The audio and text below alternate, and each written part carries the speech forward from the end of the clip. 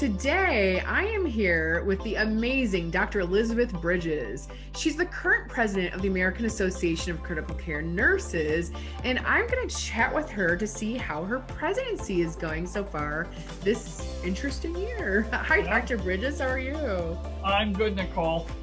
I was fortunate enough to have Liz as you're on my thesis committee and you're one of my advisors for my master's degree. And I feel so absolutely fortunate to have been able to collaborate with you. All right, so I'm going to start off. I've got some questions for you. I want the world of nursing to know you and understand a few things about you the way I do, because I think you're amazing. And so I really want people to get to know you. Well, the presidency is a little bit different this year. Well, we laugh about it and we said, man, if it had to be somebody, it had to be me. I'm actually having a great presidency here. Well, seriously, I love your attitude and I think it's awesome. You've always been one to roll with it. So can you tell nurses about your background? I'm from Oregon originally, and right after nursing school, I joined the Air Force, and always knew I was going to be a critical care nurse. I have always going to be a critical care nurse. And I went off to Texas. I was there for about 4 years. Worked in the intensive care unit at Wilford Hall Medical Center in San Antonio. And then one day somebody came in. They said, "Hey, do you want to go to Germany?" And the motto in my life is I always say yes. So I went off and I had the privilege of being stationed at one of our military hospitals in Germany for almost 3 years. And then I got That's pretty cool. I didn't know that about you. Yeah. That's awesome.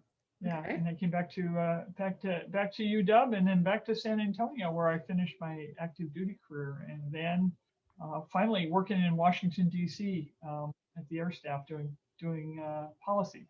So never dreamed that would be something I would ever do. But anyway, so that was my Air Force career. Well, and you authored a book that is widely used. Am I correct in that? We did. We wanted to make sure that the deployers had the best evidence, because while there are certain things that you do in deployment that are just critical care, there is enough weirdness in that, and so I gathered together the experts and I said, you got a page, give me the best evidence on how to care for our wounded warriors. And the thing that was incredible was nobody said no. Everybody said yes, I will do that. And we've printed it now 3 times. We've given out probably well over 50 or 60,000 copies of it. And right now we're working on getting it onto an electronic format so we can get it out more widely. That's pretty amazing. I mean, what's the name of it, of the manual? It's the Tri-Service Nursing Research Program's Battlefield and Disaster Pocket Guide. So we give it to every one of our deployers gets a copy. Well, it's so funny. This is a funny Liz fact. I can remember a few years ago. Now, this is quite a few years ago. I took an ECG course through the University of Washington, and we were issued these VHS tapes. Oh, geez, yes. And so some of you might be listening going, what's a VHS tape? But I remember my first introduction of Liz Bridges was popping a VHS tape in and listening to her teach about ECG. That was pretty amazing. Yeah. So I met you. So we're both clinical nurse specialists, which I think is one of the most amazing advanced practice nurse roles. What have you been able to do as a CNS that really, like, when you take a step back and really think about your career, what's one of the most fun things that you've done as a CNS? I think the best thing about being a CNS is doing what you just said, taking a step back. When I taught the CNS program, which was you guys, that to me was a high point. I think you were one of my first cohorts to go through. I've never had so much fun. Yeah, I think so. I didn't know that. Of course, to everybody else, you were wonderful, but there was something about your crowd. But I love helping people get it. Yeah. I love being able to step back and help people people get it. And it's different from being an educator though, because you're really looking at the system and how do you want to optimize things. But Well, and I have to say, like, I've always looked up to you as a CNS for just all of your work in hemodynamics and sepsis, but also I just think the way you are amazing in the way that you can translate evidence into bedside practice and the way you explain the evidence. And you honestly got me excited about research, like not doing research, but translating it to the bedside. yeah, I think that's for me, that's always been, the research that I do is directly related to what's going on at the bedside. That's the work I still do today. What made you want to become the president of AACN? I love that you are the 51st president of the American Association of Critical Care Nurses. What made you to just go for it? I love that you went for it. What made you make the decision? Yeah, there were a lot of sleepless nights over that decision. There were. Okay. Oh yeah, a lot of sleep. You were like, I'm going to do it. Oh my God, no. What do you think? I'm going to do it. What I think when I first decided, being on the AACN board is like a leadership lesson on steroids. I had been in some. I worked at the Air Staff. We were at the Pentagon. I watched people make big decisions. This is something entirely different. And when I first decided, somebody actually asked me in like April, and I had at NTN, I said, I think I'm gonna put my name forward. And she looked at me and she said, why are you putting your name forward? Which was a good question. And the cool thing is, over the next 6 months, as you prep for your interview and all that, it was like, you got to really figure that out. And the thing that finally struck me, I thought, is sitting there right in front of me. On the back of our nameplate is AACN's mission and vision. And I kept looking at it and I kept thinking, why does that look so familiar? And it's because it's my job description. Oh, okay. And to me, then it was sort of like, whether I get the president or not, I'm committed to an organization that believes in the same things that I believe in every day. And I thought, I want to continue to be a part of that. You've had an amazing career. I mean, first of all, let me just tell everybody. So you've won the Flame of Excellence Award, which it's like one of the highest awards you can win at AACN, but you won the highest award that you can be honored with through AACN, which was the Distinguished Research Lecture Award. And I mean, then I'm like, oh my gosh, this is amazing. Like, she's just hit top, and then you become the president. Like, what an amazing career, Liz. You don't plan those things. And number one, I think I have you to thank for a lot of that, Nicole. So you know that I think that's important. Everybody to know that Nicole was a driving force behind even submitting my names for those things. So I'm forever grateful for your friendship and partnership. It wasn't something that you were like, okay, that's next. It was just, I think many of us on the board, you get to that point, you're like, I am so passionate about this organization, and being a critical care nurse is like, how can I continue to do it? And it goes on. Cool. You're the president-elect for a year, and then you're the president, and it's like you never. And this year has been, so different. But it's just knowing that you've got people who got your back, who will help you in decision making, but prepping for an interview. People who help you think through things. Yeah, I never could have imagined this. This was never in, when you say, oh, I got a career plan. I didn't have a career plan, and this certainly wasn't in it. So. Yeah, which I think is amazing. Yeah. So I want to hear about your artwork. So can you, over your right shoulder? Okay, I love it. Tell us about your artwork. So if you haven't seen Liz's artwork, I'll definitely post it again. But tell us a little bit about it. And your theme. The theme is this is our moment, all in. And the thing about the theme is you actually start working on that in about August of the year before the NTI. Oh, okay. Yeah, people never know that. They're like, do you know what your theme is? No. How do you see? Actually, you don't see your theme art until right before about NTI. You really don't have any idea about that. But so we had started sort of playing around with what the theme was, and All In had a lot of meaning for me, but it was like, that's just not quite enough. But you just sit down with this group of people, these brilliant Imagineers at AACN, and they just take notes. They talk to you.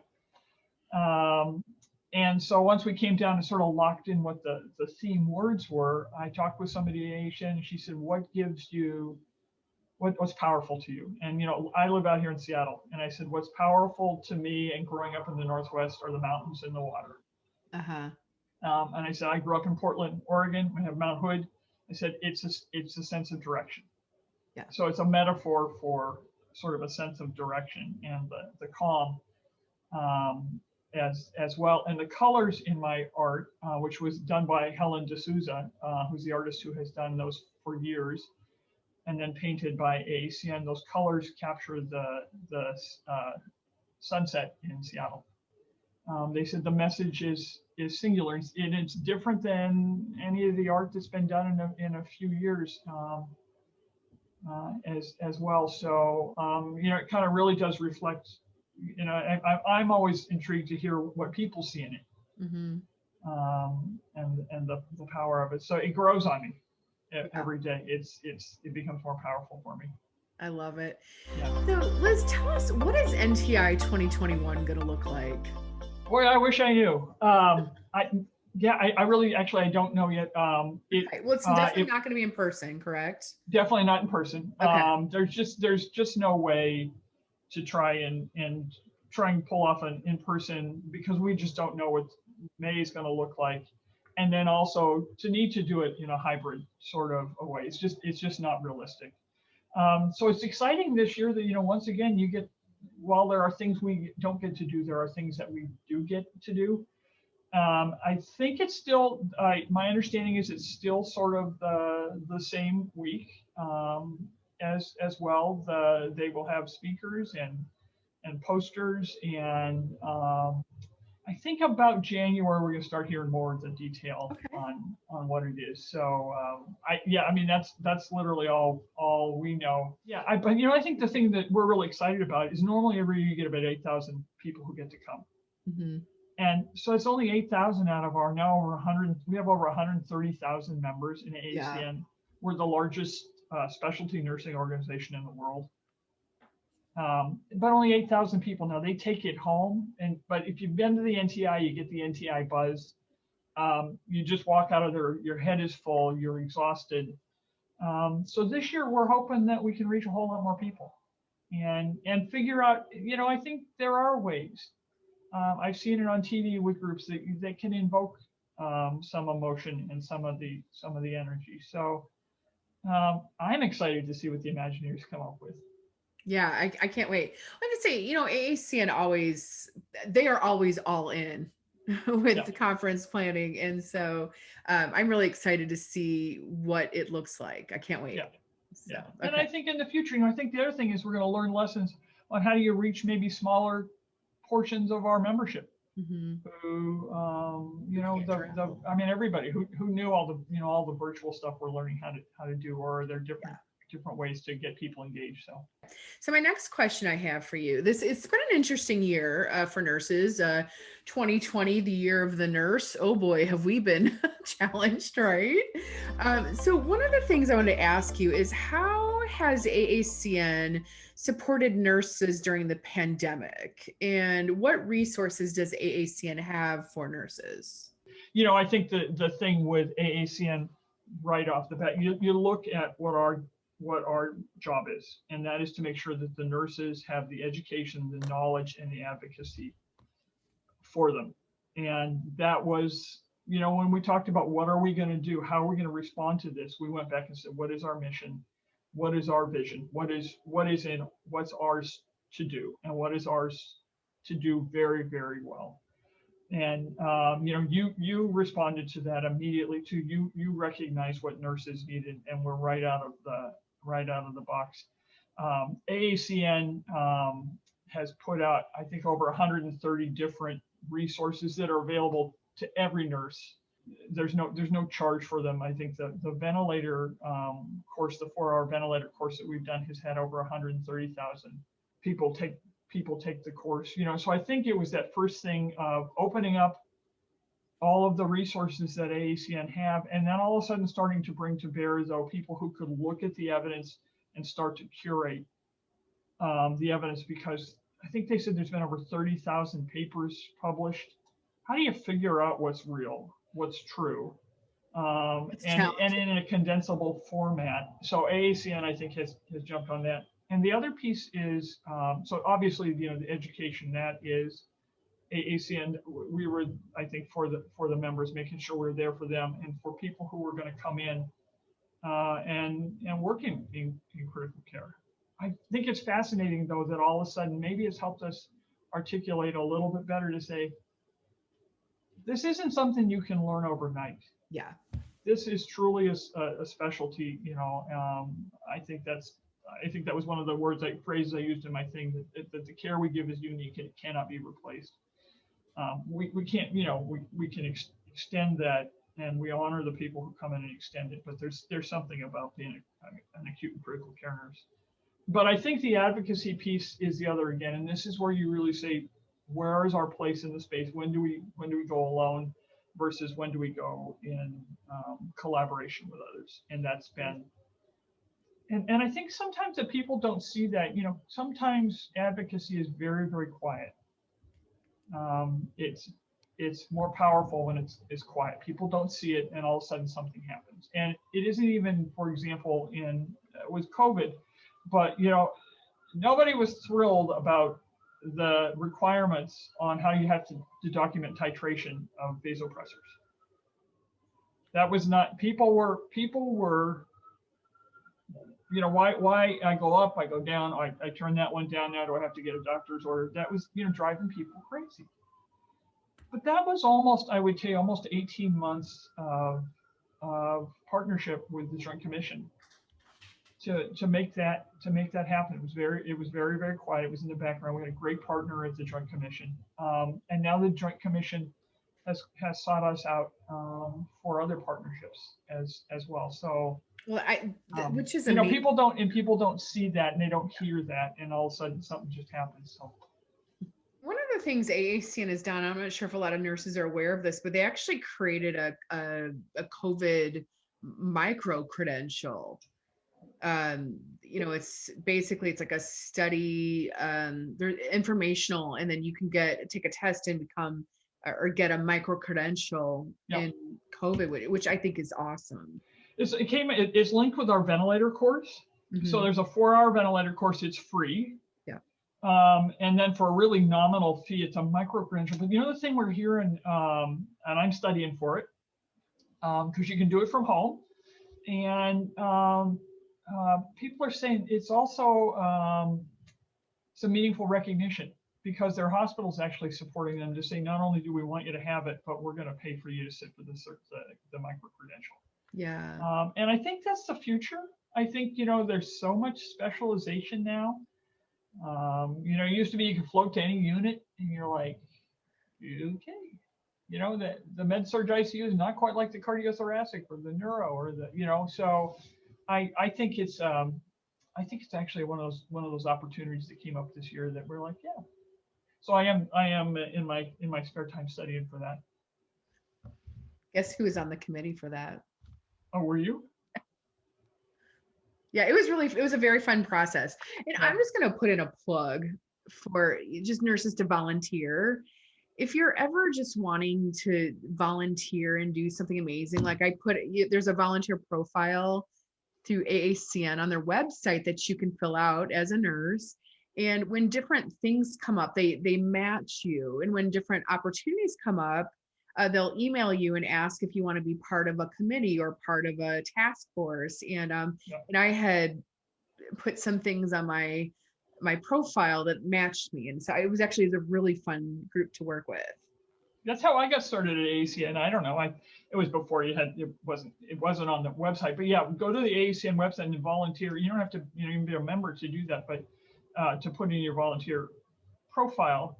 But I had just finished a master's degree, and my study was on nurses' knowledge of pulmonary pressure monitoring. And so I'd done all this test development, all that.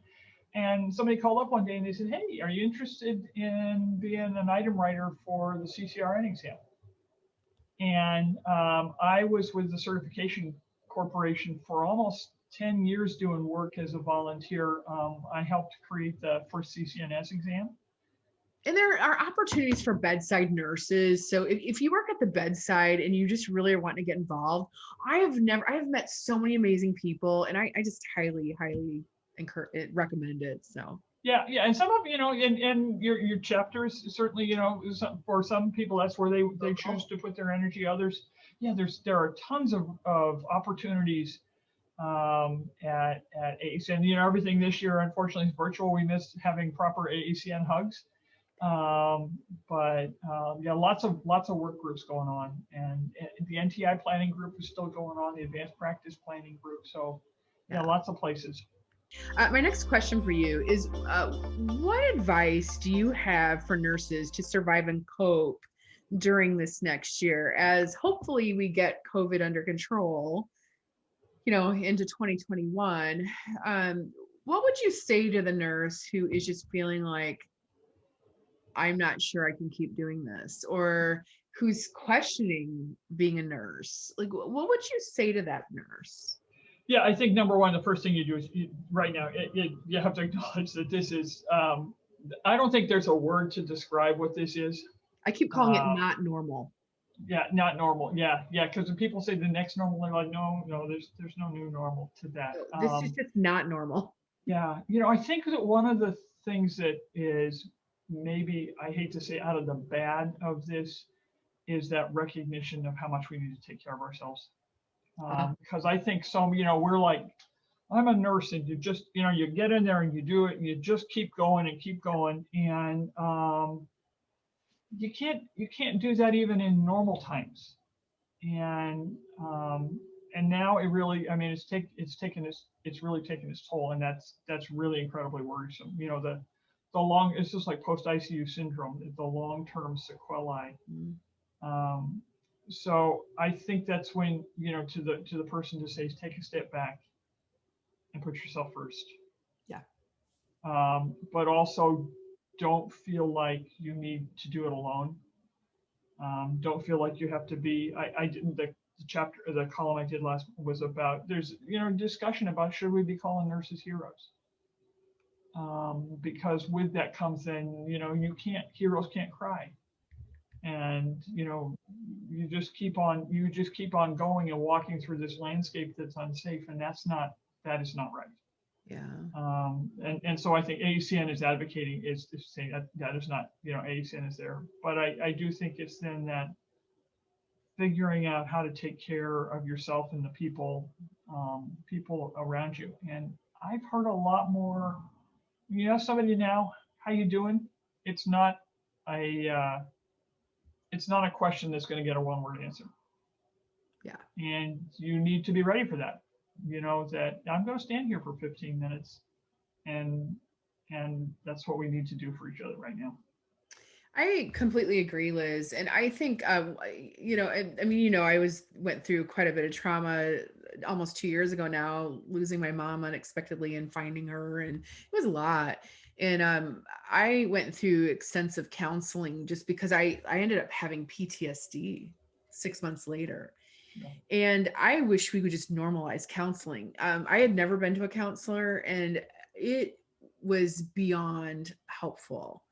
And there's free resources out there for nurses. Emotional PPE is, it's an organization that has volunteers of counselors specifically for healthcare providers. Yeah, and I don't know if anybody, if you haven't been on the AACN website, again, this is one of those things that's not behind a firewall. AACN partnered with the American Nurses Foundation, which is the philanthropy arm of the ANA. ENA, it's the Wellbeing Initiative.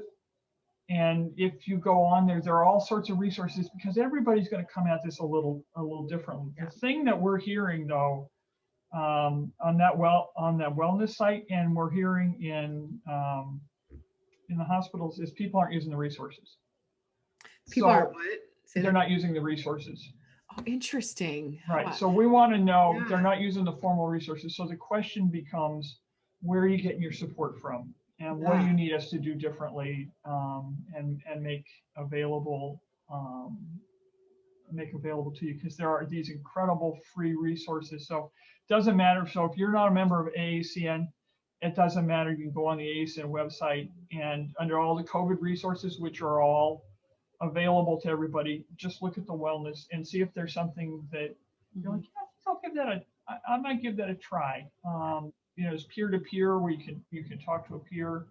There's storytelling, and we're partnered with StoryCorps. I don't know if anybody's ever heard that, but you can get on StoryCorps, which is a partnership with the National Library of Congress, and your story will be put into the National Library of Congress, which I think cool. is like, now that'd be pretty cool. And I've had to learn that. I'm like, just tough it out, Yeah.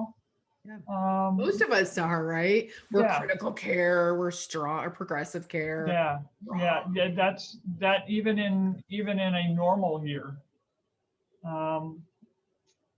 that's a lot of self-care is what we need. Yeah. Okay. Hang in there. We need incredible professionals. Yeah, no, I agree. The thing I want people to know is things will get better. They will get better. Will it ever go back to complete normal? I doubt it. I think we're forever going to be changed from this, but things will get better. I've been reading. I'm an avid reader, because my family knows I can't walk past a bookstore that I don't. I have always loved the work of Admiral James Stockdale and Viktor Frankl, and I talked about it in my theme as well. But there is actually, it's a Stoic philosophy that says you have to deal with reality, but keep your feet turned towards a hopeful future. And more recently, there's both a Buddhist monk and a woman who was a fighter pilot, and both of them are advocates of that. And Roshi Joan Halifax talks about what she a hopeful future. And so I crafted sort of the words, I will because I hope. Oh. And so figure out what your hopeful future is, and then what's the action you're going to take. And and I said there are days that breathing is a good action, because that's what I got. Up. Yeah, that's what I've got right now. Yeah. And then there are other days, much probably to my neighbor's dismay, I've decided I'm going to be physically fit, and I try not to do too many jumping jacks in my living room. But it's like, I'm going to get out of this thing without the COVID-19. But as well. So, but I like that idea of wise. It's called wise hope. That's awesome. Yeah. Okay, my final question for you. Okay. What do you have in store for the rest of your presidency?